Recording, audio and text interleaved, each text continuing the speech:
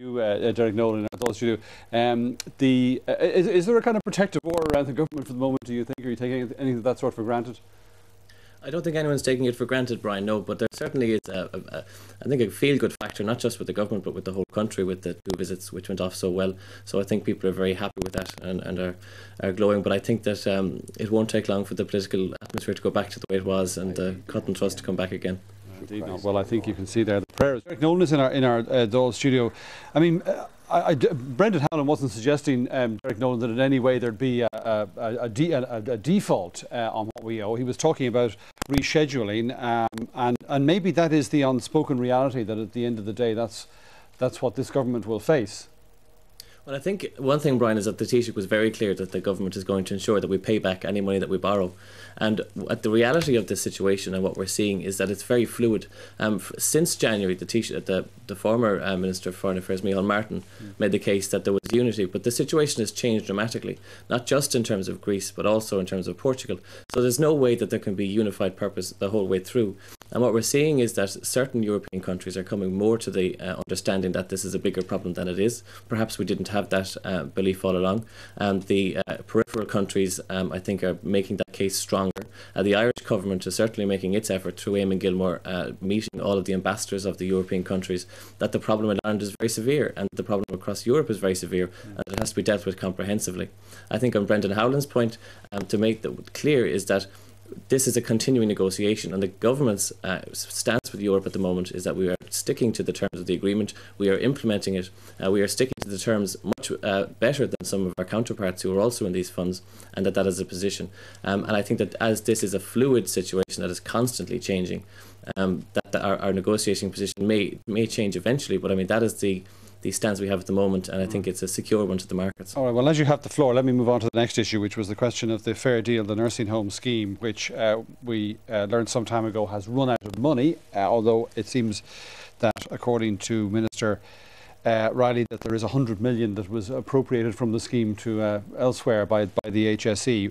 The position now is, it seems that the scheme is accepting applications, if I understand the Taoiseach correctly, but that there's no signing off on applications until they sort out the financial end of this. Is that right? That's how I understand it, and there seemed to be a misunderstanding on behalf of Jerry Adams. He took the answer yesterday to the question that applications were being accepted and processed to mean that they were being approved, which is not the case. I mean, there's a significant difference between the two.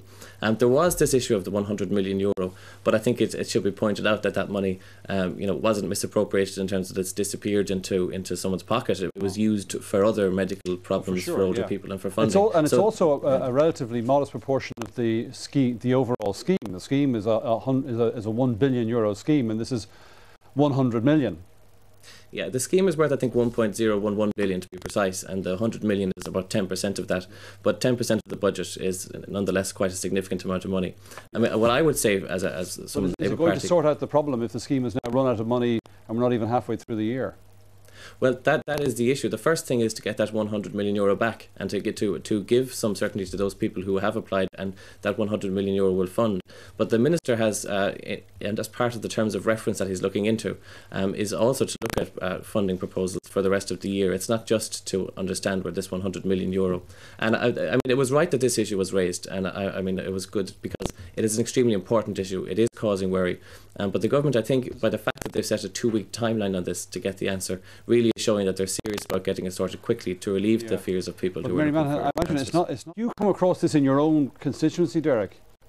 It's not an issue that we have in Galway West, Brian. It hasn't come up on the door, but we have similar problems in that builders who built houses in floodplains or built substandard homes where the roofs are collapsing, where the attic material wasn't used correctly. So there is. I think this can't be confined simply to the issue of the pyrite, although I understand it to be an extremely important issue. But I mean, we do have a legacy of dodgy builders over the 10 or 15 year period, and it has a broader remit than just that. But I would say that on the pyrite issue, Tommy Broghan has been, for the Labour Party, a champion on this issue.